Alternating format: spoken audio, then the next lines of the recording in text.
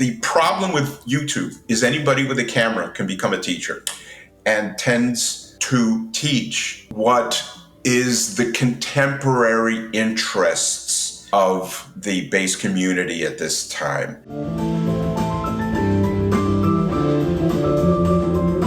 The way to get a career is to be able to provide a musical ability that fits the needs of music. And it doesn't come from a nanny book, unless one is an upright bassist and wants to learn that music.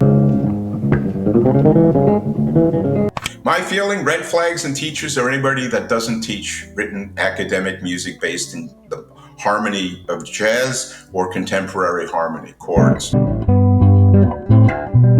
I used to live in Manhattan as a kid, young musician. And in those days, in the summer, the subway windows were open. The trains were roaring down the tracks, and there was a kind of sound. And one day, I heard a chorus singing in the of the air. You could hear music in that manner.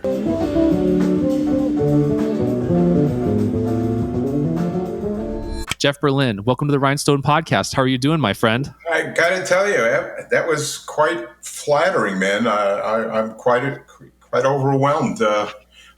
After that intro, I was kind of hoping you'd send me a Whitman sampler and a Hallmark card. That almost sounded romantic. Thank you. Maybe for Christmas. For Christmas. So, Jeff, there's a million places we could start, and I'm really excited to dive into all of them. But one of the places I want to start is I want to talk about somebody who is important to your musical journey. Who is Charlie Banacos, and why is he important to your story?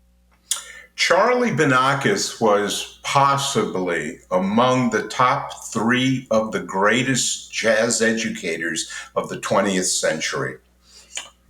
I think he extended into the 21st when he died. I don't know exactly when. But Charlie innovated education to where the breadth of the kind of students he had was astonishing.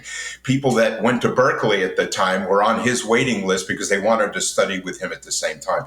Charlie introduced a whole variety of ways to regard music away from the instrument, meaning I don't know if I said that right, but instead of writing bass exercises or sax exercises or guitar or piano exercises, for the most part, he would write music to practice on the instrument. So I was taught music that a sax player or a guitar player would study.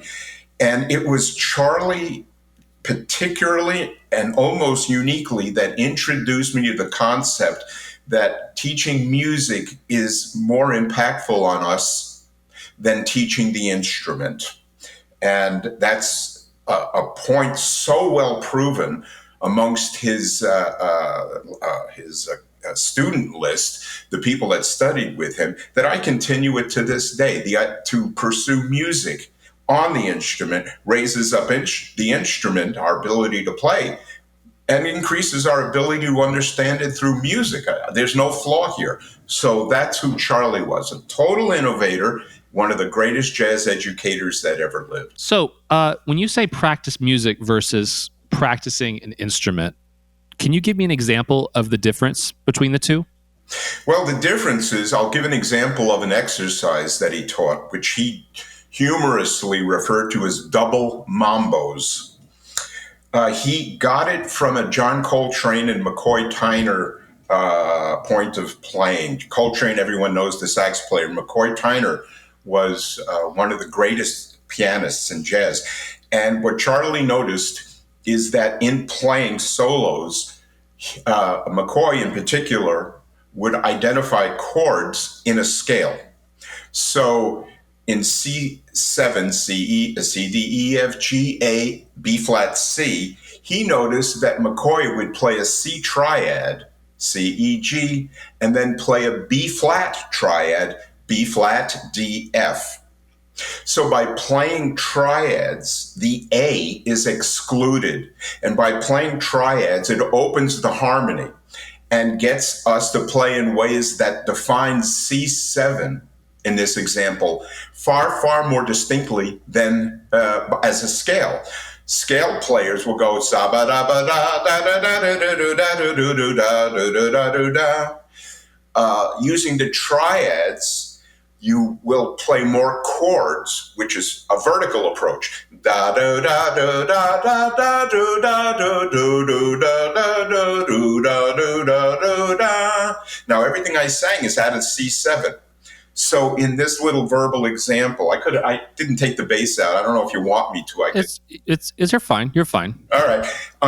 That this explains the uniqueness of the music, because I just was practicing or demonstrating a piano concept, not a bass concept.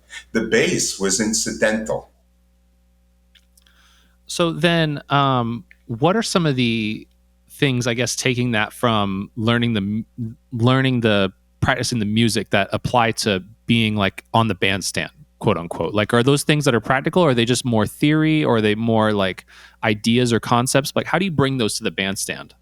It's not necessarily meant to, and I feel that there's a misunderstanding in a lot of contemporary education where when you play something or practice something, that it is a usable tool on the bandstand. But the difference is that on the bandstand, at least in the role of bass playing, I mean, it could extend other instruments, there is no song or setting where C triad and B flat triad are necessary, because the bass is, and people have said this, you have to serve the song. It's basically a review of the same concept, which is play the song, just play it.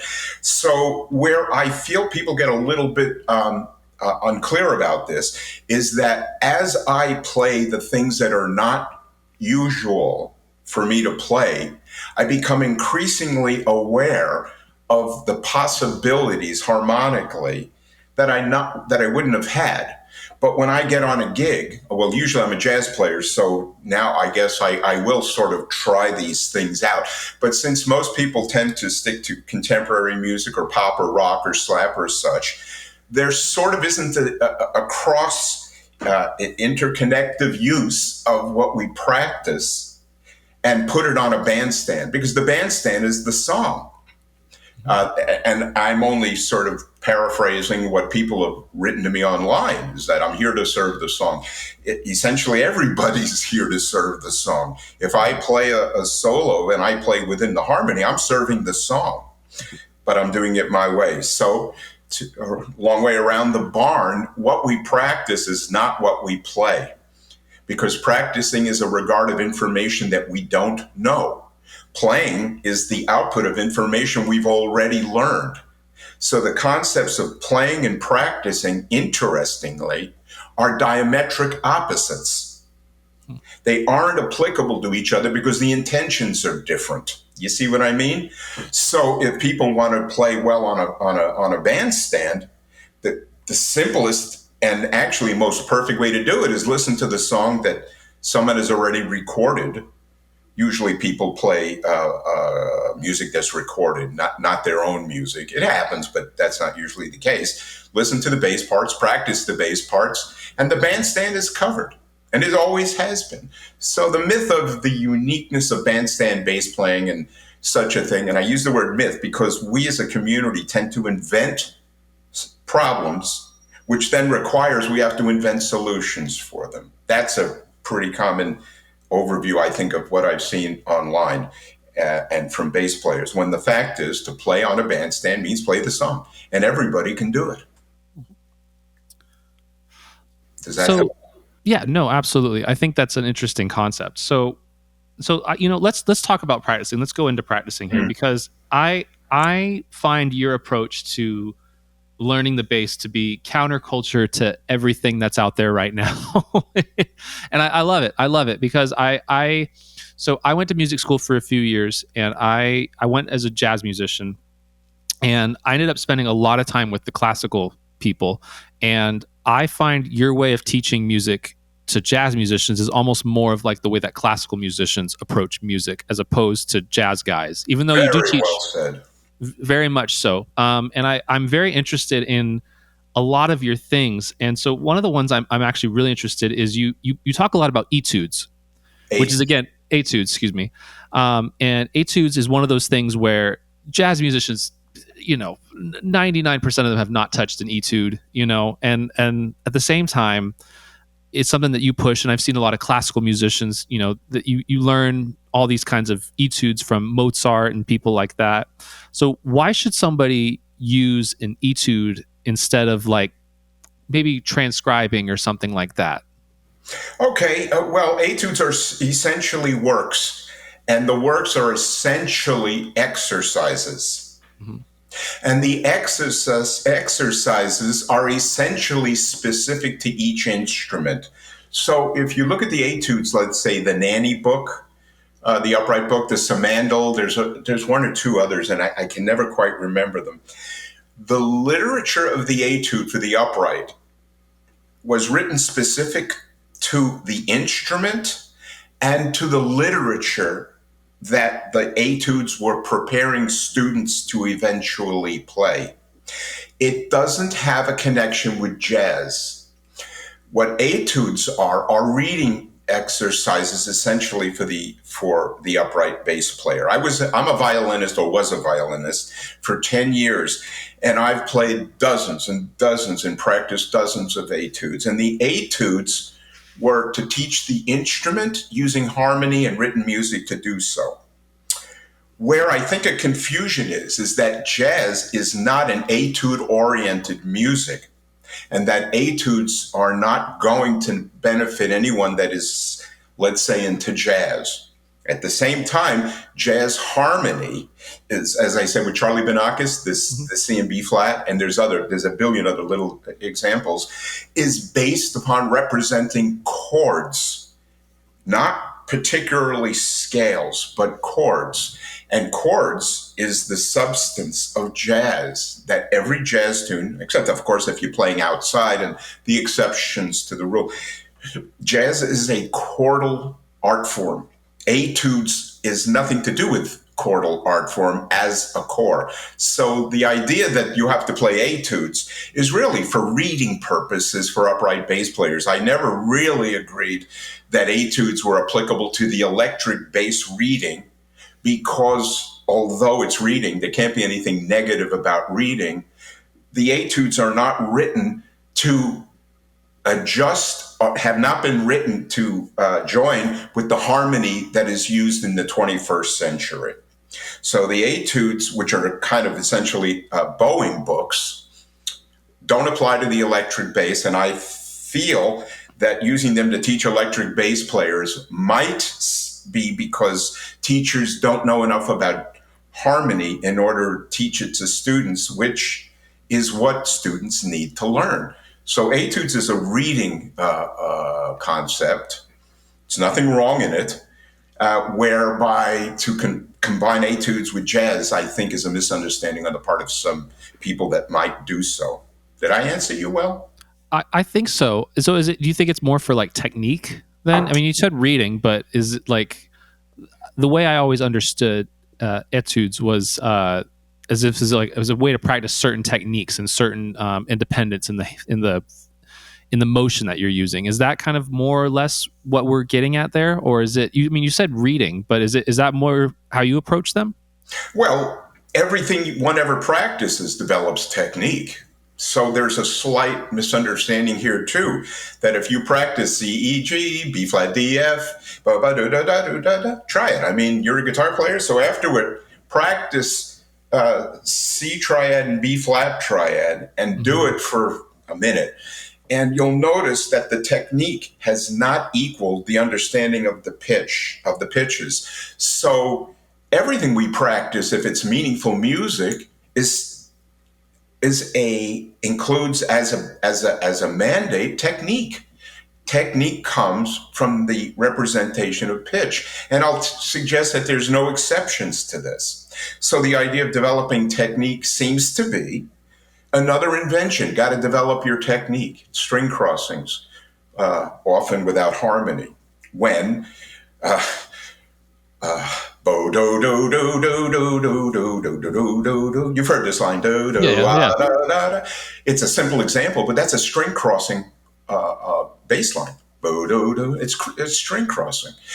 Everything comes with technique, and the more one ups the content of the music that one is playing, or the slight difficultness or the slight challenge harmonically, your technique must rise to it.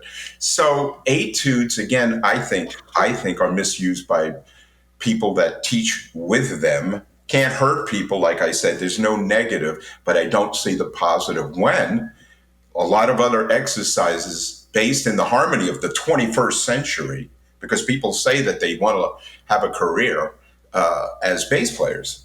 Certainly, if they go to music school, the way to get a career is to be able to provide a musical ability that fits the needs of music. And it doesn't come from a nanny book unless one is an upright bassist and wants to learn that music. Does that make sense? Yeah, absolutely. Am I leaving anything out, or do you? No, I 100% understand what you're saying there. I think that's, I appreciate you clearing up that misconception. Oh, no, I appreciate it. So Jeff, let's pretend that I've got a guy who, let's say he can play bass in his classic rock band, and he's kind of stuck in like an intermediate plateau. Okay. And let's say he's got an hour a day to dedicate to his practicing, and he's religious about it. You know, how should he break up his practicing so that he can go to that next level? Well, I've never believed in breaking up, dedicating 20 minutes to this, 15 minutes to that.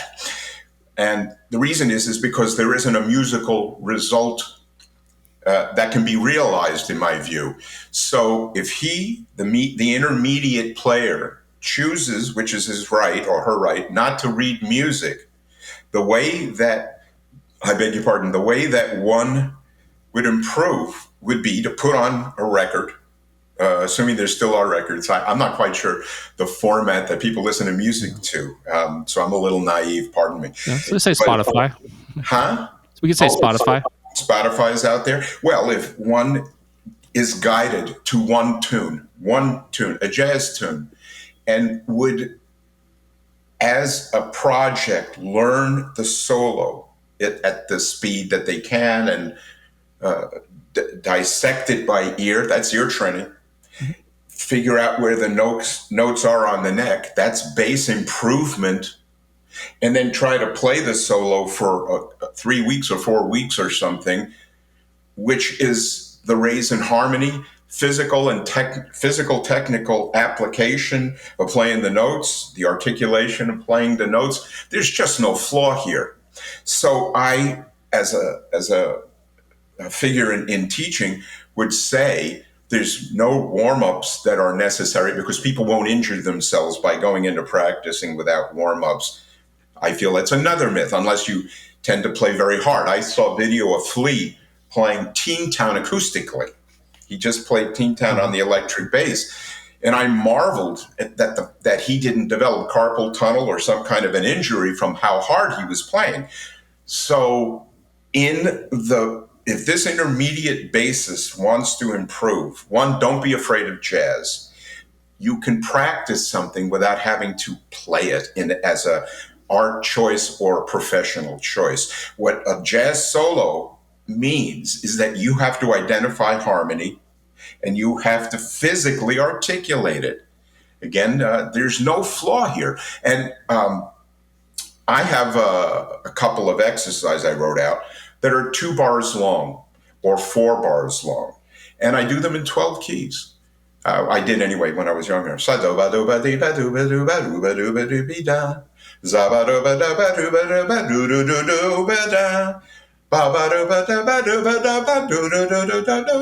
Now I just sang this in 3 keys, which may demonstrate my capable ear, because I can sing it terribly, I might add, but I can sing pitch, I hear pitch. And my intermediate years became higher as I entered into music that was not usual for me to do. That's how everybody improves. The other way is being self-taught. Self-taught meaning to be in charge of your own choices, going to the jam sessions, listening to music, doing your own thing. And this is produced, interestingly, 100% produced everybody we've ever admired on the instrument, on any instrument, guitar or bass. drums. Everybody is self-taught, 100%, 100%. But some of those self-taught guys also followed a little bit of the premise that I suggested, which is to learn music, which is an academic pursuit. So thus, they became good at two things. Now, a lot of people pursuing self-taught pursuits, unfortunately, don't improve. And the reason is because they have themselves that are their own guide. And it's hard to improve if someone doesn't know how to proceed. So, but at the same time, anyone with a vision ends up like a Hendrix or a Stevie Ray Vaughan or a Jaco Pastorius or a Stanley Clarke or a Victor Wooten or a Flea or all of the musicians that have acquired a thing because they're self-taught, self-absorbed, and they didn't stop, didn't quit. They stuck with it. And hell or high water, is that right? They say come hell or high water? Or come being high and going swimming in hell water. I know, I'm sorry. I like it. No, they're good. You're good. I said to a guy the other day, you're running around like a head with his chicken cut off. And he didn't respond. And then about a minute later, this guy fell on the floor screaming. I just think of these silly things. So if this intermediate guy, to wrap up this thought, wants to improve, he needs to find a jazz teacher who will be in charge of what it is this person practices. Like every teacher I ever had, they ran the show. Why? Because they know more than me. They knew more than me. So I'm going to say, well, I don't want to learn that. I want to learn this. What do I know about it? Literally, people are cutting themselves off from musical improvement because they decided to pursue a line of being taught that they aren't qualified to know if it's even meaningful or not. So when I go to a teacher or went to a teacher, I said, yes, sir. Yes, ma'am. Madam Charloff, I studied with her. She said, Madam Charloff, I think she was Russian. Jeff, you're playing this idea on bass. Or you're going to, is writing out this thing because it's very good. The Tsar loved this exercise. So I love teachers like that. So this intermediate student should find a teacher that will run the show, who won't teach licks, who won't teach technique. There's nothing wrong with anybody's technique, but teach music so their technique has purpose. And listen to a jazz solo, for a month, and work it out, which is ear training, instrument development, technical development. That's how you get better. Okay, so you've brought up getting a teacher, and this is actually more personal, I think, because I think I've been hesitant to find a good teacher for a long time. I've had a few bad ones, and a lot of times, obviously I'm a little bit younger than you, and I grew up learning. Hey, that hurt. I'm sorry. I'm only a couple of years.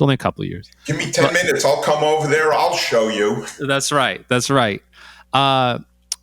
and also I grew up in the age where YouTube first started coming around, and there were all these great people on YouTube who could teach. But now it feels so overwhelming because there's so many different types of teachers that are online trying to sell you a course or lessons or things like that. So when it comes to picking out a teacher, how should one go about that? For example, how did you pick Charlie? How did you pick Charlie Banacos? He was a legend. I mean, Charlie was a legend.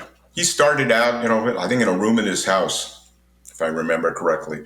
Jerry Bergonzi was enamored with him. Jerry, who I also transcribed Jerry's stuff, the sax player.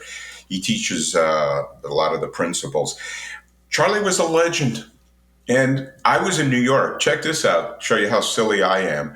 I was in New York, and I was becoming somebody important in the music scene, because then they had jingles and they used bass players and records, and it was a fertile time.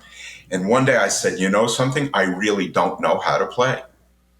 And I was sincerely concerned. And I packed everything up and I moved to Boston. And I called Charlie. He said, "Hey, man," this is how Charlie, "Hey, man, how you doing, Jeff? Come on over, man. I'm going to teach you, man." And I went to Charlie, and he changed my life. And it was music that did it. So the problem with YouTube is anybody with a camera can become a teacher and tends to teach what is the contemporary interests of the bass community at this time. Young players don't apparently know that enough about music to realize that everything online is not going to elevate their bass playing beyond the entertainment or the satisfying moment. The two-handed tapping, which is quite popular. Interestingly, the pioneers of two-handed tapping never took lessons to acquire their skills. They're self-taught, that 100% that I had mentioned earlier, and parlayed that self-taught improvement, because you can't really be taught this well, into businesses. But while the businesses may may make money for the purveyor, for the head of their businesses, the loser, and I'm sorry to use that word, is always the bass student. It's just that even in music schools, the house always wins. It's like gambling, because a lot of grads do not end up with careers. They end up eventually discovering that there isn't any place to go, because you can't teach popular concepts and expect to maintain a career, because popular concepts become obsolete eventually. You know, the only thing that isn't obsolete is music.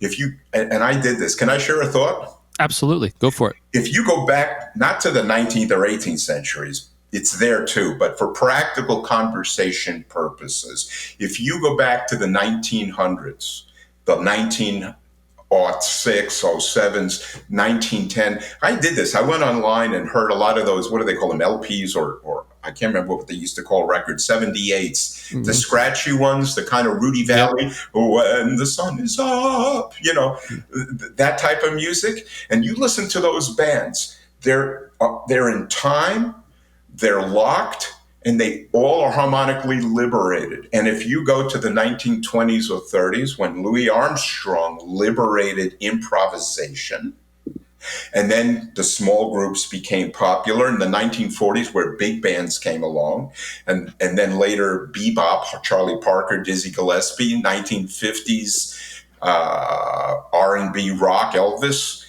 and then Miles, you know, kind of modal or cool jazz, they called that. 1960s Beatles, all the bands of the 1960s. 1970s had disco, 1980s had hair bands, 1990s, I think, had new age or wave. Yeah. And then eventually 2000, rap music, everything. If you look at every contemporary group, and with the exceptions, put them on the side, every band just about has a G major in there somewhere. That's a good thought. That's a really good thought. Every band, every group plays an E chord. Every group plays the same notes that Cab Calloway used in Heidi Heidi Ho, you know, the 1940s thing. It's a minor chord. Yeah.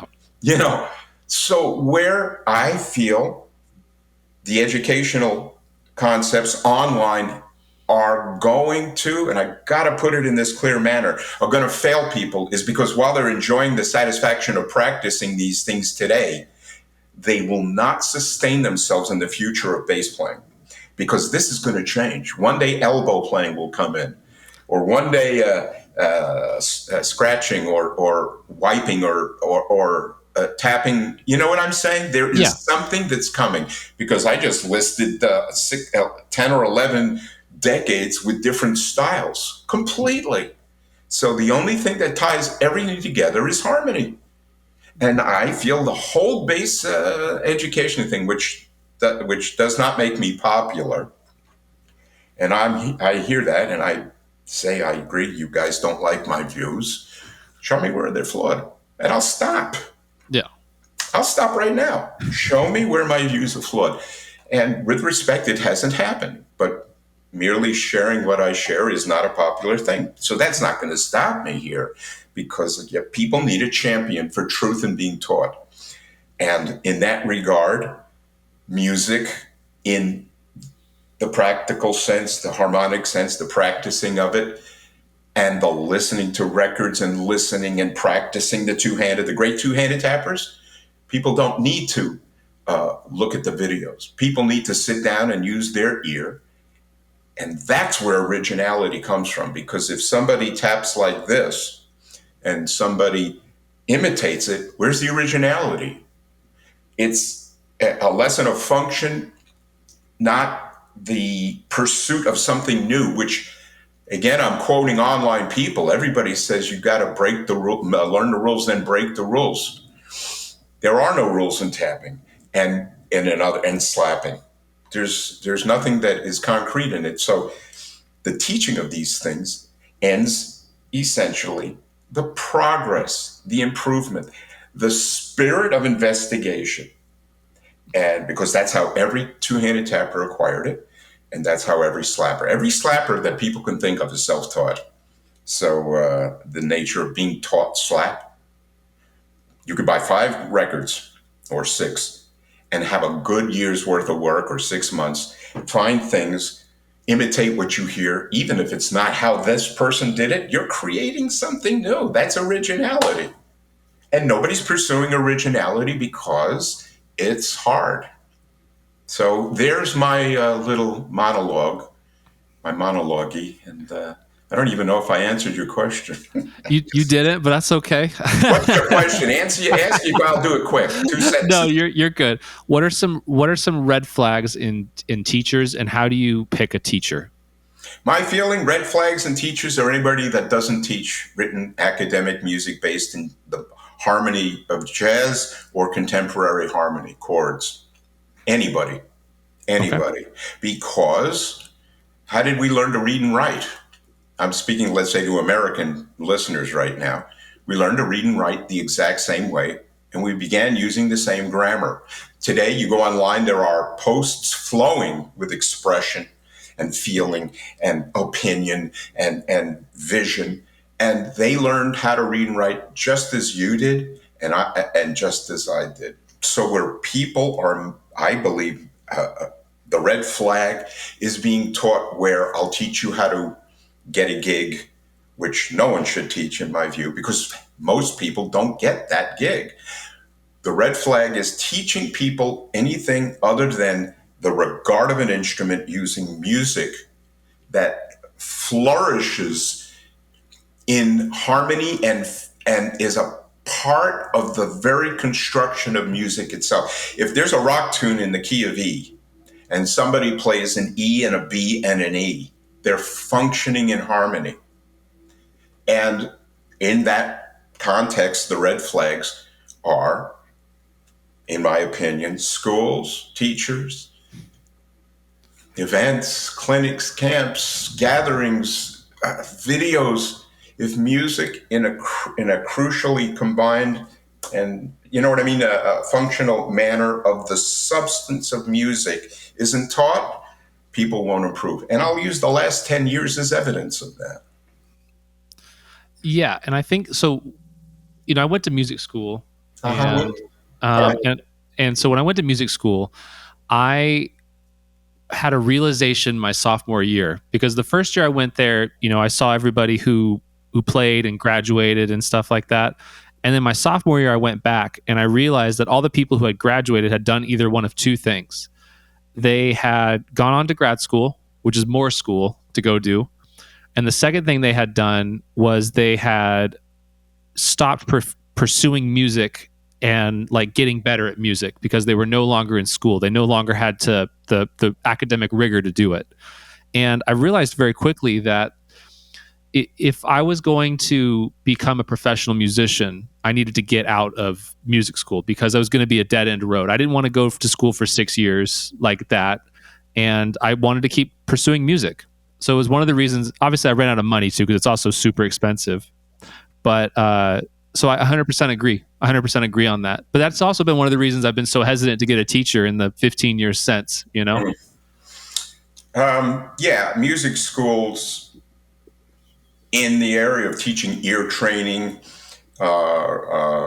arranging, composing, and the like are, I think, quite reliable because the systems have been in existence for a long, long time, where I feel the loss of direction is due to teachers and whole departments that in any area base anywhere in the world, I might add. Yeah, I'm at a loss to think of a bass player that didn't learn music by being taught only music or by going to by going to music.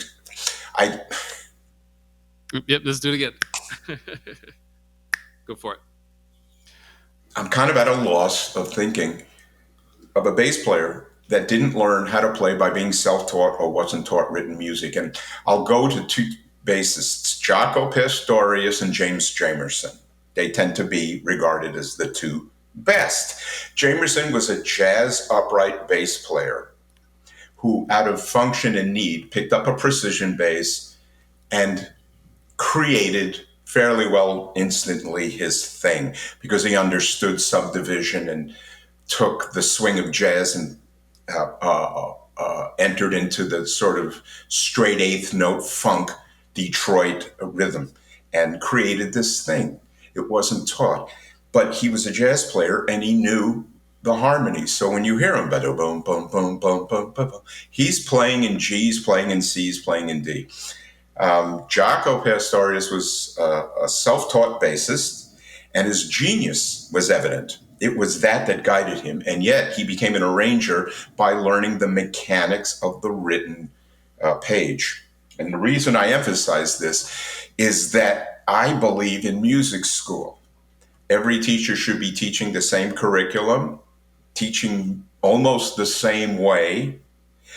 And I'll point to every air conditioning and refrigeration school in the country where the mechanical instruction is nearly identical.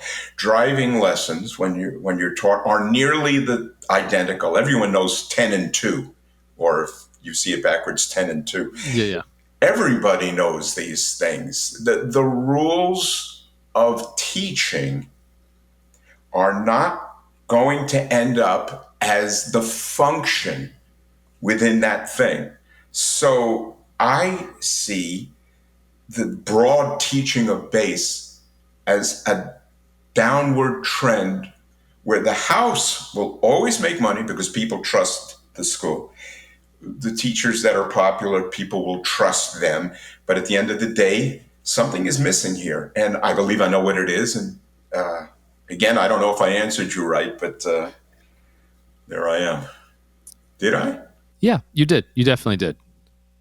So, do you think that it's better to have like a one-on-one teacher, like someone you go to every week or every 2 weeks to learn from that, as opposed to like going to a music school per se? Like, I think like I guess like there's so much you can learn on your own, but there is nice to have that functionality of working with a teacher. I 100% believe in that. I spent years with one violin teacher. We moved to another. Actually, I changed that. I began on violin. It's a funny thing. I was 5 years old when I began in violin. I remember it was Saturday morning at 9:30. The violin teacher came, and he was a European Jewish guy. Hello, how are you? You want to play the violin? I'm going to show you everything. Take violin, play like this. And it's funny. I remember the day and I remember the time. I was 5 years old. I had one violin teacher. Then I had Mrs. Ryan for some years. And then I had Mr. Bolgan when I moved to Great Neck. I had 3 teachers in my life, and I became a Mendelssohn violin player. I could play, not Tchaikovsky, Beethoven, and was a symphony violinist. So regional symphonies. I was just into the art of it. I wasn't a professional violinist. I was a kid. But yes, I believe in one teacher. One teacher, if they're capable and know music, they'll teach you well. George Gershwin went through different teachers, didn't like him, and he found a guy, and I almost can remember his name. And in a tenement apartment in New York City, George Gershwin learned how to write and how to play music. One teacher. Beethoven had different teachers through his life, but each one for specific reasons. But his first teacher was, I don't know how you pronounce it, Neefe, Christian Neef or Neefe. And he was the one that opened up Beethoven's entire horizon. One teacher. So one teacher is vital. Problem? The teacher has to know music and only music and not depend on upright books, which doesn't apply to bass playing, and find a teacher that knows harmony and music. And that's the teacher. That's the teacher. All right, so let's switch gears just a little bit here. I want to ask you about, obviously, it goes without saying you've caused some controversy in bass education and music education over the years. And, honestly, when I dive deeper into it, I agree with you almost all of them. However, there's one I would really like a little bit more clarity on, and we can have a discussion on this. Yeah. You have said groove is the element bass players should focus on last. And it's just so counterintuitive to how I think about music. And also I feel like how bass in music is taught today. I mean, when you see a video of, Wolfpack or, Flea, you brought up Flea earlier. Groove is like the X factor, it feels like, in a lot of those things. Can you clarify what you mean by groove is the last element bass players should focus on? Well, let's look at Flea. When you saw Flea playing, I assume you saw him playing something he knew. Mm-hmm. Yes, sir. Yeah. Okay. What you didn't see is what he started out figuring out. What he started out figuring out is, what are these notes? Gee, where are they? How do I get them? Da, da, da. And you're a guitar player, when you learn a new part, it's an unsteady experience. Certainly, yeah. I know that. For me, I'm all over the place. Yeah. And then eventually, and we become solid in the concepts. Chunka, chunka, chunka. These are industry terms, but chunka, play the chunka, chunka. So in that paradigm, what has happened is they had to figure out the notes, which are always first, learn how to play them, which is an out of time, not in time experience. And eventually the last and only thing remaining is groove and feel. That's it. It's a hierarchy in procedure, and people are badly misguided if people are given the instruction that groove is first, because the procedure that precedes the performance of groove has not been attended to. Groove is last, and it always has been, and it always has been in everything. Try cooking a new recipe, recognizing there isn't a groove here, but it takes 2, 3, 4 times to get the recipe, I would assume, in a presentable way so that people can eat. The last result is the prepared food at a high quality. The last result is the performance of music in the style and the legitimate field that it is supposed to be performed in. Groove is last. It's never been first. And how does this relate to your thoughts, Ben? So my thought is, if you're going to go on stage and say you totally forget a part or something, right? A lot of times I've had this happen where you completely had a brain fart and forgot a part, and I'll hang on one note. I'll just find a note that's in the key and groove it, as opposed to until I remember where I'm at and I get back into the song. So I think for me, the thing is, I want to make sure that I feel like if you have good enough rhythm and can groove in the song, you can make parts happen quickly and get Sure. and not lose yourself in the song. Whereas if you just play the notes, I feel like if you lose the rhythm, you can still be very distracting playing the. I don't know. I guess. Yeah, I feel like that's kind of where I'm at with it. Does that make sense? It does, and I'll share with you 2 things. One is it's coming to my mind. What did you practice to prepare you for the time that you were going to forget your guitar line? That's it. What did you practice to prepare you to play a guitar part when you would eventually forget a guitar line? Oh, I don't think you can practice that, right? Well, I think you've just nailed it. What you demonstrate by playing a one-note thing is essentially what everybody does. If I'm playing something, excuse me, and I can't remember the notes, I'm obliged to do something to continue the motion of the music that is not possible to be taught. It's a reaction of experience, the playing experience. You get a less experienced guy, and they're going to just not know what to do. But I too have had moments where, when I play with Dennis Chambers, he's so rhythmically astonishing that I'm occasionally lost. And I always had a difficulty with that kind of subdivision because Dennis is so phenomenal that if I hear laka laka dunk, that's another industry term. And you go dunk and dunk, that becomes one to my ear when it isn't. I've never been able to steadily. And yes, I did try metronomes when I was a kid. It didn't work. I'm seeing what's coming. So I had to I have to do something. And then when Dennis knew when I got lost and he blasted down me, clank and two, and then I'd be okay. So there is no preparation for what you described. You didn't play groove. You played a note in a key you knew until you could collect yourself and go back to a part. That's way different. And I might add that the groove you played was within your technical ability to do it. You played, I think you said, a single note. Yeah. Which is reasonable. There's nothing wrong in that. But there isn't a challenge in the physical sense. There isn't a challenge in the time of the song. And there isn't a physical challenge. Oh, I said that. In the physical challenge of playing a single note. So it happens. But again, in every area of presentation, you mentioned Flea, and who else did you mention? A couple of guys. Wolfpack. Like Joe Dart and Corey Wong and those guys. Are you familiar with them? Yes, I am. I know who you mean now. Okay. Well, everything that these gentlemen play was rehearsed. You heard the result. Everybody hears the result. People don't hear what preceded the show or the filming. Mm-hmm. And there is the rub. People don't hear how, what's the name of the bass player? Joe Dart. Joe Dart. No one hears how Joe Dart practices at home or practiced. No one hears the band going, wait a minute, don't you come in here?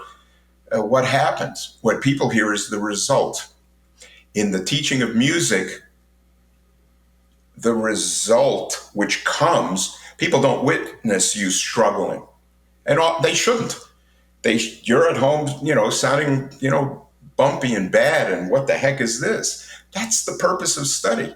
And when eventually the groove will appear. I don't know. That seems logical to me, and I'm curious how you feel about it. No, I think we have different definitions of groove. What do you feel that it is? I'm interested. I guess maybe not groove, but I guess let's not say definitions. Let's say just a different. Because I think you're thinking of it in a more like practice sense. Like the way you think of it is like practice the notes first, then the technique, then the rhythm. Plays the notes, yeah. Yes, yeah, and then eventually you get to the groove is like the last, kind of spice on because it's still important, right? Like you're not denying it's not important. The groove, it's vital. Okay. Groove is vital in the performance of music. Yeah. It's a must show up. Go ahead, I interrupted. Yeah. So I think really what we're looking at is when people hear groove as last, I think they're thinking of it as like you value it the least amount. That's a fair interpretation. I don't value groove as last. Groove is vital in the performance. As a teacher and a thinker of order, of learning, mm-hmm. That's great. Thank you for that, man. You just totally set things straight. Groove is first in importance. It's last in provision. Because I always thought people want to learn how to play something so that they can eventually groove. Groove essentially to me means the performance of a style in its legitimate manner. Mm-hmm. I mean, that's all. I mean, Latin players groove, flowing. Well, that wouldn't be groove, would it? It's a equal concept of time, the rubato element of symphonic performance. But yeah, groove must be first. But preceding first must be what are the notes? There it is. Now groove is is. So groove is last in the order of accomplishment. Yeah. And the suggestion that groove is first, even that in a performance is misleading because it's not without other elements. A good bass tone, the right notes, right? And an Yeah. interactive agreement on time with the other musicians. Groove is a group production. It's not an individual production because if you groove your way and I don't groove as you groove, we're grooveless in Seattle. We're not together. So groove must be an ensemble. So I know they say like how to get the bass player and the drummer to lock, which I think it needs rethinking that thought. The way to make the best sounding band on the planet is how to get the group to lock. The group must agree in the sense of feeling the time. So thank you for that. You opened up my eyes. I'm going to actually post something about this. Good. That's awesome to hear. How you helped me out on that. Thank you. Absolutely. All right. So we talked about groups and we talked about grooving. One of the most wonderful discoveries I found doing your research was your work with Bill Bruford in the group Bruford. Oh my gosh. Some of the most amazing music. And I've never heard anybody talk about that. And this is coming from someone who is a massive prog rock fan of King Crimson, of Genesis, of Yes. I'm a massive Bill Bruford fan. And I had no idea about this group whatsoever. Uh-huh. And I was so blown away by the music you guys put together. And I listened to two other records today, in which were both phenomenal. So my question to you is, how did you become involved with Bruford, the group?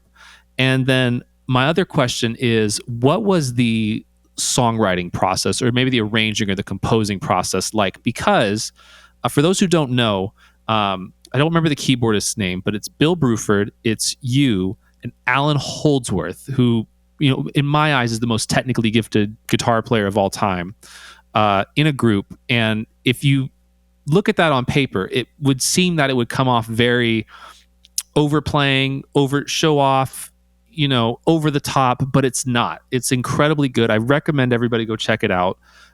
So I guess my question is, how did it come together, and what was the creation process of music like in Bruford?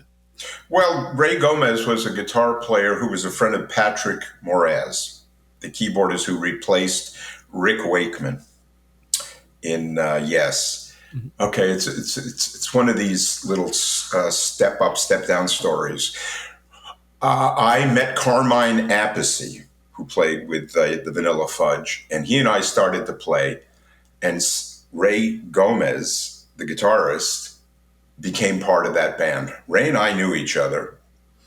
And Bill asked Patrick, I'm putting together a band and I need a guitarist. Patrick said, there's a guy named Ray Gomez in America.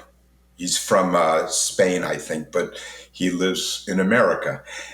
And Bill came to America to meet Ray, and Ray, who knew me, said, would you come play bass? I'm auditioning for Bill Bruford. I said, sure, I'd love to. At the audition, I got close with Bill in time and feel, and Ray didn't, Bill and he didn't quite click. So I got the gig, and it was one of the most explosive, exciting, eye-opening experiences of my life. Bill Bruford, literally, I owe my career to Bill Bruford. I owe a great deal of the awareness I have of live performance to Bill Bruford. I owe recording concepts and the whole nature of progressive rock that I had found myself in is entirely due to Bill Bruford. I'll tell you Bill Bruford's story. He was once at the piano playing this thing, and I, who had been a Berklee student, went up and I said, well, you can't play these notes because, the harmony and the blah, blah, and the scale, etc. And he just looked up and he said, well, I like the way it sounds. And that one moment was like a culling. It's another industry term we use, culling. Yeah. And I went, he's so right. So I was greatly influenced by Bill. So the learning process tend to be, we end up in a room, he and Dave Stewart, who, by the way, never would have been a Bill Bruford band without the musical vision of Dave Stewart. Are we talking about Dave Stewart from the Eurythmics? No, we're talking about Dave Stewart from a group called, I think, Hatfield and the North, which were a popular band in England. Okay. Progressive group. Egg. At that time, these bands were quite impactful. He was in that scene. He and Bill joined up. And if you listen to the record and hear the depth of a lot of the harmony, it's due to Dave Stewart's musical vision. He really, I got attention because I played fast. He should have gotten attention because he's so musically astonishing. And anyway, so we'd get in a room. They'd say, well, we're doing this. And sometimes it would be a written chart. Bill wrote out music. And I would say, well, why don't we this? Okay. And Jeff, why don't you that? All right. And essentially, I think we did it as most bands do, by knocking about and attempting and trying things out. So there really there was no unique way about it. Although one day I was in his house and I had come up with a slap line. It might be one of the first slap lines that was recorded with a two-handed approach. This is the one time I'll sort of go, yay me, because I think I came up with that before other people did. Slap and two-handed in the same line. Do you remember that tune 5G? Did you hear that one? Yes. Yep. You know. Yep. So that was my little contribution. And I said, play tambourine. And he did. And we recorded it on a boombox, and it was fantastic. Then we did it in the studio, and I think he added phaser. I wasn't fond of that, but that is that creation. And so we did things in his house. We did things in the rehearsal. It was just an ongoing evolution of music, if that makes sense. When did you know that like a song was done, like in the studio, like, or even the compositional process? Because that's always the problem. I always wonder about with these fusion and progressive rock type groups. Like, how do you know when a song's done? Well, in our case, I think we just sort of concluded that there was nothing else to add, and we had an ending, okay, or a fade if we intended to record. Yeah. I don't think there was a hardcore method about it. It might have been reverting back to that self-taught philosophy. So we created our own manner of interacting, teaching each other, learning from each other, and ending a song as when it ended. So I don't recall how we terminated music. I just know we sort of did. just felt it. Just felt it. I would say so. I would say so. That's my problem too. I write a lot of music, and I'll listen back to it because I recorded on a keyboard I have here in the house, and I'll go, man, I should put another section in or something. And later I'll listen back, and I've got like this sort of, epic, non-ending song, and I have to literally edit it back. So, it's sort of an interesting thing. When are we done? I was always curious about that about Beethoven. It's funny. I'm a huge Beethoven fan. Yeah. And if you listen to the Ninth Symphony in particular, or actually the Third as well, it would just keep going and evolving, and then recapitulation. And then, it was astonishing. How did he know when he was done? It's a phenomenal. Yeah. That's the same exact thought process. I always wonder that too. And because the thing is, with pop music, you kind of know verse, chorus, middle eight, chorus out. But with progressive music, in the context of like fusion and progressive rock, and even like you said, Beethoven, like when does the Ninth Symphony, like how does he know, like, oh, that's it guys, like I don't understand how I'm always very curious about how do you know, is if it's just a feeling, is it just like you feel like you've explored all the ideas in that sonic spectrum? I'm always curious about when something is done. Well, I knew that he was taught academically, and that his early works, right up to about the Second Symphony, were based, one, in his vision of music, what he heard in his head, and two, on the form of music. That's why it's just a little off the subject. The Third Symphony is revolutionary in music history because it's the first work that was not a work of entertainment in this. It was a work of internal presentation. It was form wise within the structures of composition, but he extended it way beyond. So, but everything he did afterward, that's why groove is last in my head. Everything he did afterward was a setup for what followed. He never could have become what he became without the presentation of the structure of music as it was taught to him. Because Mozart did that, Bach did that, Haydn did that. They all, Salieri, who is, of course, a character in the movie, he wasn't jealous of Mozart. He was a revered teacher and composer of his day. They all followed formula. And I think once the formula has been taught that if the formula is followed, it has to end by here, and that's my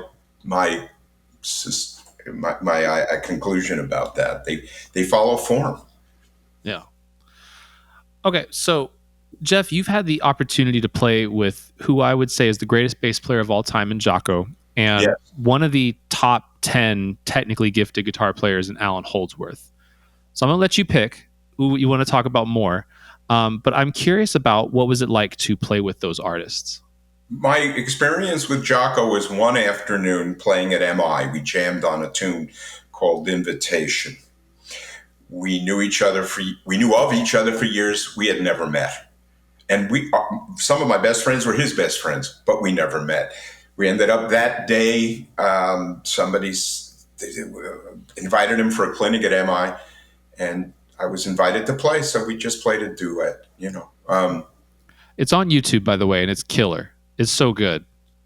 It's an interesting capture of that moment. I mean, if I had to do it now, I would change my bass tone. There's a few things I'd fix, but you could hear that there was a locking of the concept of time. If we had a drummer and a guitar player and 6 horns and a string section, we would all have to join. So we just joined as a duet, and it was nice. It was very nice. He was a lovely guy with me, very deferential. I was in awe because he's a bass hero, literally the guy that started just about everything that is used in music today. His flavor, his thread is in just about everything. And and Allan Holdsworth, we met in Bill Bruford's band. No, actually, I met him at Tony Williams' house. And that's such a flex. I was asked to join that trio, but I was not, like I said, I packed my bags and went to study up with Charlie out of New York. I left a career behind because I had to learn more. It was urgent. It was burning. I mean, I feel like one of those guys where God comes down, you will go to Boston, because I had to do it. So with Allan, I went to Tony's. I was invited to join that trio, and I said no, because I wasn't good enough. I wasn't ready, and I knew it. And but I had this, which at the time was a little rare. So when you're shaking your hand back and forth, what do you mean? You said what technique and the ability to play lines relatively easily. I had the time. I could play a groove. I could play a groove. I could play a groove because it was mandatory, but I wasn't a good player. And I knew Tony Williams, and then I heard this guitar genius. I said, "Ciao, guys! I don't deserve to be here," and I didn't. And and then I met him in Bill's band, and then he came to America, and we decided to play together. What was your? Were there any challenges with playing with somebody like that, like as opposed when there's like an improviser, like backing them up? Like he is so not all over the place in a bad way, but just like his improvisations are just so different than most guitar players and improvisers. Was there any issue as far as playing behind him? No, because what he did was function in this area of sound. And although I was up the neck sometimes, I functioned in this area of sound. We never did this. And that's why sometimes piano and bass solos can be a little bangy. Like I could play outside harmony a little bit on the bass, and if the pianist is comping in a certain way, my sonics are banging with him. I'll sound out of time. Allan played up here. I played down here. So there was never an incursion into each other's sound area.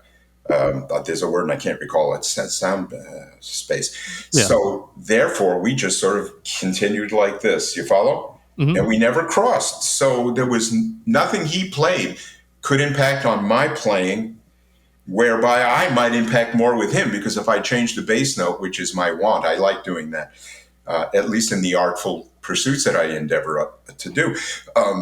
If it's a G and I'm playing an F sharp, he might hear that and do this and relate to it. So I might have affected maybe his playing a little more than he might have affected mine when he was soloing. Okay.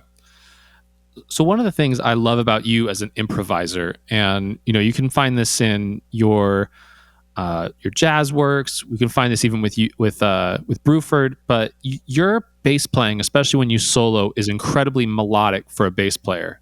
I find a lot of bass players don't have the sense of melody that you do when you solo.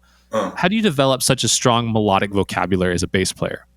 Well, it was an interest of mine. Again, my influences in that area aren't bass players, because I don't think too many bass players have examined the harmony of music in the way that I wanted to. So to get that way, I spent a long, long, long time practicing solos that I transcribed. I don't know if you can see this. Yes. Yeah. And wow. This is one of 9 pages of one transcription. I've got dozens of them. And by writing them out, which is a slow, tedious process, then playing them, it taught me how to look at music that I never would have found in the bass community. So that's a Keith Jarrett transcription. I got Sonny Rollins. There's a lot of guys that I wrote out. Chick Corea. Gary Burton was my latest and greatest hero of improv. I wrote out several solos of his, and I'm still regarding them. It's astonishing what he came up with. Things I never would have. So these are the things that got me to examine and hopefully invent a way to get through chords that might not be typical of my instrument. How do you practice ear training? Well, if I transcribe a solo, put something on YouTube, or if there's a Gary Burton performance, I did it with the tape machine when I was a kid. A lot of the solos I would hear da ba da ba da da da. I would put the pause button and write da da da da da da. I'd rewind and then it would go. I'd hit it da ba da ba da ba da da da da da da. And I would inch along. So that's ear training, to identify a bubba dubba. And I got so good at the cassette version of it that I could do a bebop solo and stop on one note. Shabba-dabba-dum, dum. And I'd rewind, dabba-dabba-dabba. Or if I'm maybe the 4 notes, dabba-dabba-da-da-da-da, or something. And it's a developing. It's how do you get good at shooting hoops? How do you get good at, playing tennis? You got to play tennis terribly and then improve steadily. And that's how you practice ear training, is by you listening to music and rhythm and the such, defining what it is by ear. And that's a development of ear. I mean, my ear is great. My ear is better than my bass playing is. That's one of the only gifts, and it's nothing I can show. You can't demonstrate, except if I'm playing, I hear things. Huh? Oh, no, you're agreeing with you. Yes, sir. Yeah, it's one of the things, but the other day I was listening to Chopin's, I think it was his Polonaise. I love classical music. And I was listening to it for the last 2-3 days just because of the middle section, the harmony he used. Unreal. And the other day I was talking with my wife and I said, hold it. And gosh darn it, I could hear that Polonaise in my head like I was sitting in a concert hall. And I've done this since I'm a kid. And I said, excuse me. And I went upstairs and shut the door, laid on the bed. And I had to sit there and hear it all the way out to the dum dum dum dum dum. And then I went downstairs and continued my conversation with my wife. My ear is excellent, but I have a flaw. I have a flaw. Okay. What's the If flaw? I can hear dum ba dum ba dum, and the minute I stop and I go dum ba, let me just see if I can get those notes. The moment I stop to isolate this thing and try to write it out, it's gone. I've had that all my life too. It's almost like a tease, a tease. You know what I'm saying? Dum ba dum ba dum. I can't write that out because when I start to think about it, it goes away. It stops. It literally stops. Okay, so hold on. Let's step back. So is it the when you start thinking about it like too much? Is that what you're talking about? I guess I'm confused about what the drawback is. Well, the drawback for me is that I can sit there in a concert hall in my mind. I did that with Beethoven's Ninth once. But as soon as I go, I can hear the harmony go by. But the minute I stop it in my head to figure out what was being done, it's gone. I can't identify it. It's like I'm Okay. sort of at a parade watching stuff go by. But the minute I stop to look at that float to figure out what the colors are, the float disappears. And that's a kind of a tease to me Mm-hmm. because that's what Beethoven, all the greats had. It's a DNA infused ability to hear music in his head and go, and I tried this all my life and I can't do it. I need a piano and I have to do it this way or record it or some such a thing. And so it's a weird ability. I can hear things, remember them, play them in my head as if I'm sitting listening to somebody perform or an orchestra or anything. I used to live in Manhattan as a kid, young musician. And in those days, in the summer, the subway windows were open because they didn't have air conditioning in the cars. And if you went from, I can't recall, 42nd Street to 72nd Street, it might be, the trains were roaring down the tracks and there was a kind of sound. And one day I heard a chorus singing in the of the air. And then I listened and then I started to manipulate it. So if I could hear a melody, la da da boo da da da, I'll hear singers in that air rush singing it. And I could control the pitch in my mind where I could hear it's nutty stuff, it's nutty, but I could hear music in that manner. Does that make sense? Yeah, absolutely. Yeah. What I a think weird, that's weird thing. I think it's really cool. I can relate to the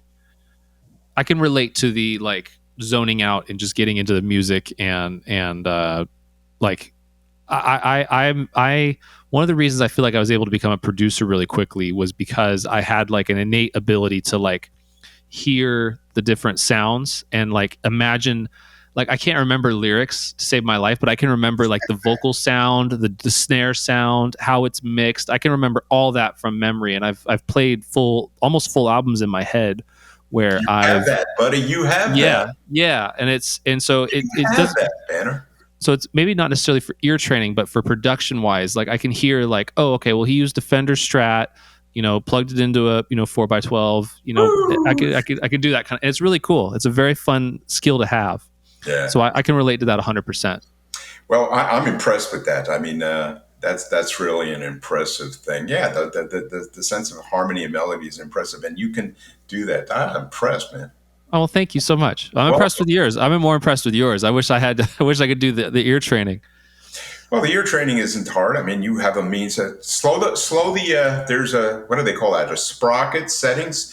If you go on YouTube, you can slow it down to 0.75. Yes, yeah, and then you could review it, or 50. That gets sloppy, but yeah, especially because when I did it with Gary Burton, I would do it at real tempo. I can transcribe at real tempo, but because of the sound, I'd have to slow him down so I could hear the separation of pitch sometimes. yeah. But you could do that. You could do that. Just you could do that.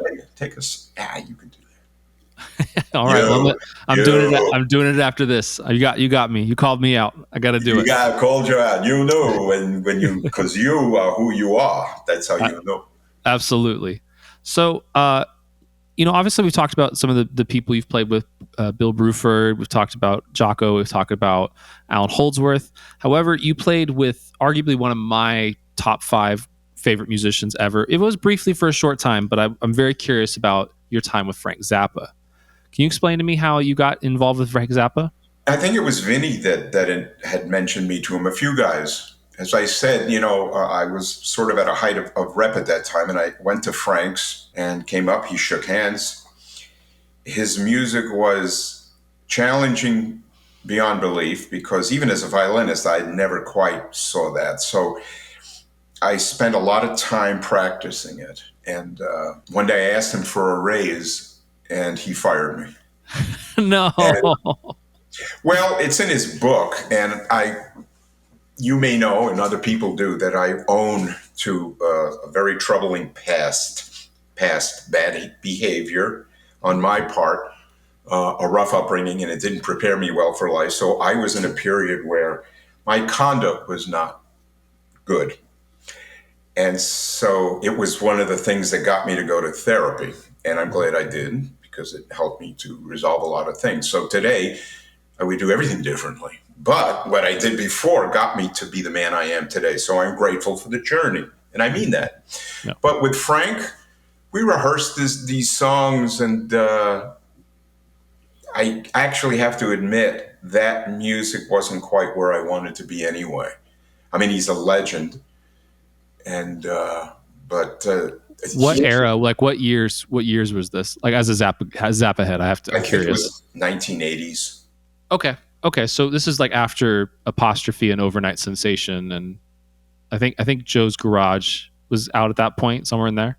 Honestly, I don't know. Okay. I admire Frank, but I'm not a listener. The only record I really liked of his was Uncle Meat, and it was that first remarkable theme. Unreal, man. Was he? Yeah. I think he was a genius, and 100%, 100%, right? And so I went to play, but he gave me a 5-pager of music, and it was in treble clef. So I thought, well, that's an odd thing to give a bass player. So I went home, and some of the lines are off the bass, so I went down and I had to adjust. And I went back, and we're playing, and he stops. He said, "What are you playing?" I said, "The music you gave me." And he said, "Oh no, I gave you the guitar part by mistake." Oh. And I took that as quite an honor because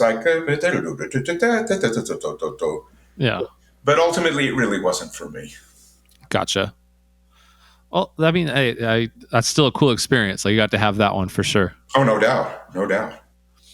All right, so Jeff, I'm going to ask you the last question of our main interview section, and then we'll do a quick rapid fire section. Sound good? 100%. So, do you have any regrets on your journey as a musician? The only regret I have is my behavior of the past. That I do. 10 seconds, I was raised in a family that was highly dysfunctional, and I didn't have the tools that I believe everybody in at least a moderately stable household has, the tools taught to be in the world. I had none, and I mean none. And the evidence of it is everywhere, online and with people that knew me. So that's the only regret. If I had to call it that, I regret that. I regret not being a nicer man. At that, I regret. Okay. Hey, that's awesome. That's awesome that you were willing to admit that and be forthright about it. I understand that, and I respect that a lot. Thank you. All right. So Jeff, this is going to be our rapid fire section. First thought, best thought. Sound good? Sure.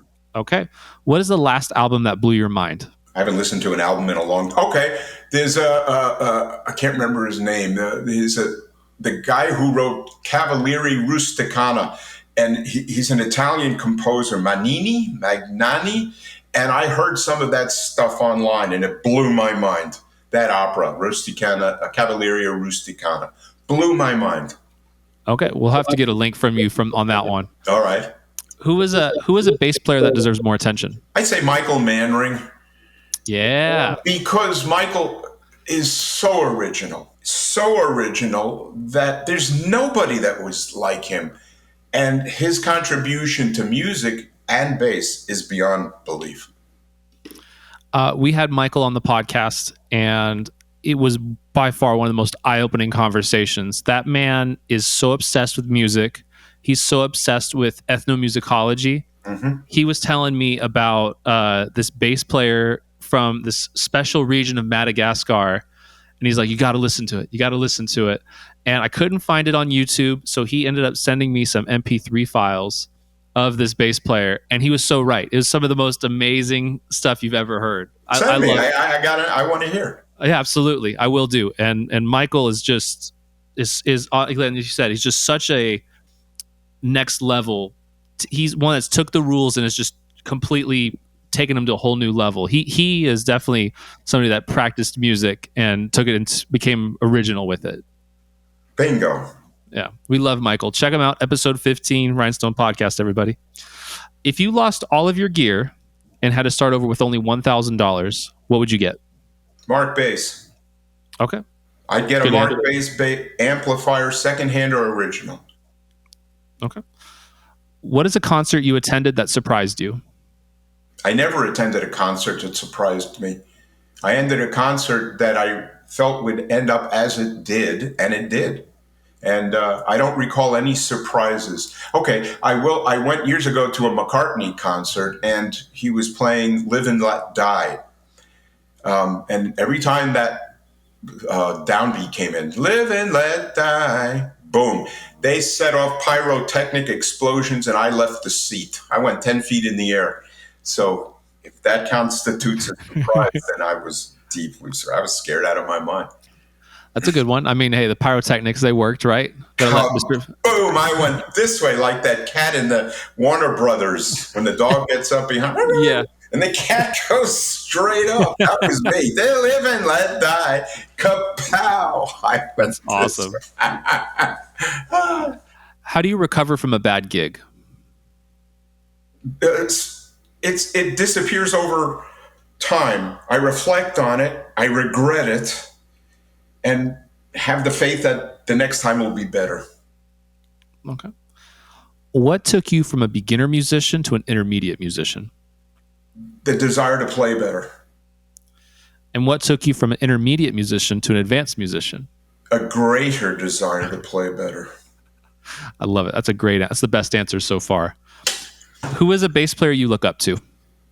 Jaco Pastorius, Stanley Clark, Victor Wooten. I know people have not been pleased with my past comments regarding his teaching acumen, but I referred to the literal teaching of music where it's a product. So I felt I had to share thoughts about it. But as a bass player, he's astonishing. Michael Mannering, Hadrian Farad is mind-blowing. Oh, I forgot his name, the Italian. The guy used to be a friar. I see it in my head. Charles Berthoud. Yes, yeah, I've seen him on YouTube. He's great, amazing, because he took self-taught principles and raised them higher. That's just brilliant. You know who's a really great bass player? Scott Devine from Scott's Bass Lessons. Really? Yeah, if he went into full-time playing, but I mean, he did it wisely because he's part of a very successful online group now, a video group. But I've heard him play, and he's as good as anybody. I heard a Tony Levin clip with Chuck Mangione, and Steve Gadd. And that clip's been going viral lately because rest in peace, Chuck Mangione. That clip's amazing with Tony with the side hairs, but he's balding a little bit. That's exactly it. And quite frankly, I never heard Tony play so amazingly. Yeah. I thought it was one of the funkiest things I'd ever heard a bass player do. He's astonishing. Yeah. So, I mean, that's my short list. There are others. Yeah, that clip is phenomenal. I'm not the biggest Chuck Mangione fan, but rest in peace to him. But that clip is phenomenal, and Tony just goes off, and but it's awesome because he goes off, and Steve Gadd also goes off, and they together go into this cosmic space and improvisation. It's wonderful. It's so amazing. I'm curious if Tony Levin and Steve Gadd did any other recording together because I would love to hear it.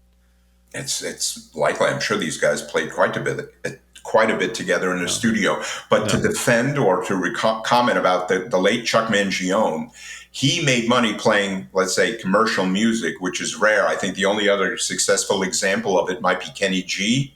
Yeah.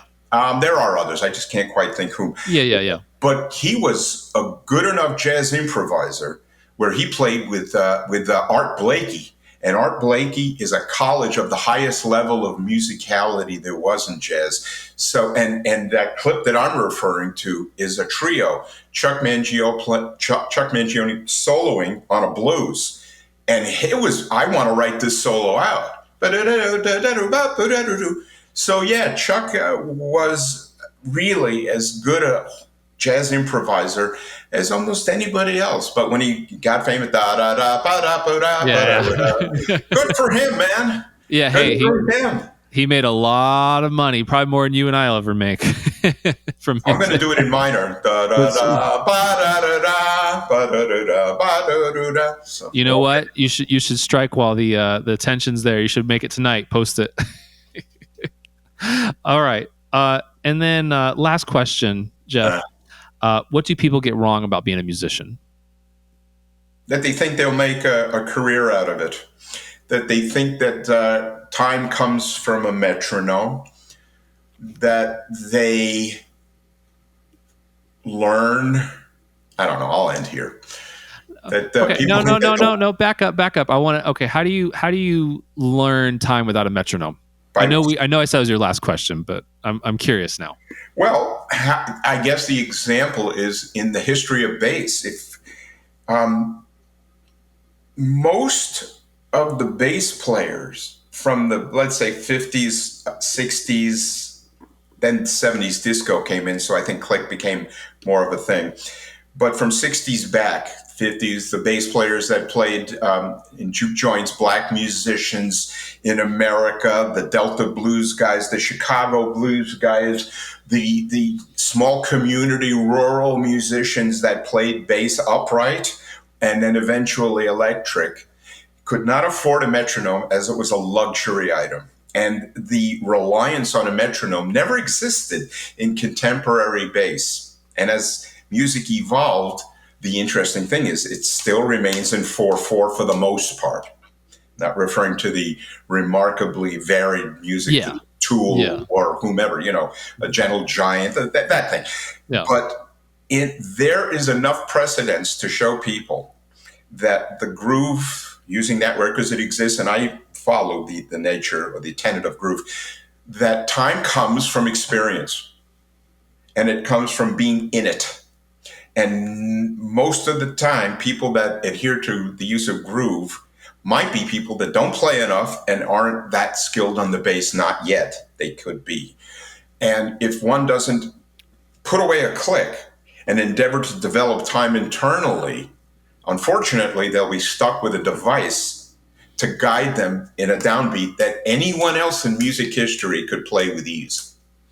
That's the best example that I can share. And if you have any questions, I'm happy to answer. No, I think you're right. I think it's more about connecting and making sure that you are establishing the groove of the right type of music, right? Like, I think I understand where you're coming from with that. And I agree with you.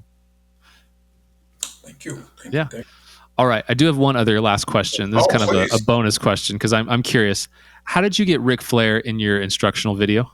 I got Roddy Piper in my... Roddy Piper. I'm sorry. The wrestling fans here are going to kill me. Remember that in the 80s when I did that video, part of the ethic of video making was humor. I think there was a guy from a band called Triumph who came out like Groucho Marx in his video. I regret that video. You asked, what did you regret? And I said, my behavior of the past. I regret that video because today I would do it in a far different manner. You know what I mean? But at the time, I knew a guy named Marshall, his last name was, and he had a sports show on TV, and he was a fan of mine. And he invited me to a wrestling show at Madison, in the Forum, where Hulk Hogan was there, and he was part of the thing of the show. I'm going to tell you this story. And and some bad wrestler was chasing him, and he ran by me like running away so he doesn't get his ass kicked.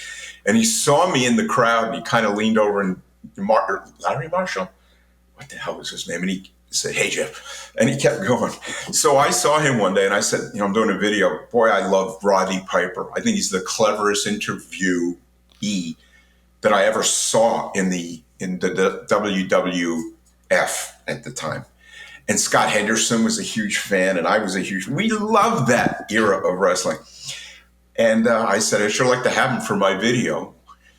Roddy calls up, "Hello, Mr. Berlin, I hear you wanna." I said, "Yeah, wow." And he came and participated, and he was a very nice man. And of course, he isn't the character that his professional visage was, the professional guy, the Roddy Piper. His character. I loved him, and he appeared in it, but I regret that video. I've actually recommended to people never to buy it. Oh, I loved it. I really enjoyed it. I thought it was really good. I know, maybe I'm, I don't know. I really enjoyed it. I thought it was really funny. And there's a lot of those videos where the guest or the artist is really just not relatable. And I found you to be very relatable and a lot. I think they're a product of their time. Those Hot Licks, Star Licks videos. Yes, that's right. And I think if of those ones that I've seen, I think yours is one of the better ones for sure. And I'm being very real about that. Thank you. Well, Jeff, thank you so much for coming on the Rhinestone podcast. I've had such a great time. I know you have a new record coming out soon. Is there anything else that you're doing? Love to know about it. Right now, everything that I'm doing is confined to the finishing of this album. I've worked on it for a while. It's my project. I financed it. I produced it. And then I had got a gentleman to help me produce it. He's now the producer. His name is Paul Arntz, lives here in Nashville. And that's where my focus is. This record has to come out. And it's actually, if I may, this record is the height of the melodic soloing that you had mentioned. I think that there isn't a record that I ever did that duplicates where I'm at right now in music in that regard. So I'm very excited about this. Really am. I think it'll be different. I'm excited. What's the format? Is there a group? Is it solo? How is it? Well, because I didn't have a band, and I would call this guy to play this, and I'd call that guy to play that, and then a couple of guys did this, and then these guys did that. And as with Jack songs, which was my last record, this one is a potpourri and a hobnob of this and that, all cinched together, and it works. It works. It actually sounds organic. Where's a good place for people to keep up with you and to find out what you're doing next? Well, I have a YouTube channel. I think it's called Jeff Berlin 2.0. I have a show called And Nothing But the Truth. I've been doing videos there. So until I start touring again, I would say those are the two sources that are best to see me. And then the record, so which will be shortly available. Boy, am I happy about this record. It's like buying a house and wanting your friends to come over and be entertained or something. Take that out, would you? Yeah, absolutely. It's like giving birth to something you love. I mean, that's awesome. I can't wait. Thank you, Benner. Well, Jeff, thank you so much for coming on the Rhinestone podcast. Until next time, my friend. I'll talk to you soon, and I really appreciate it.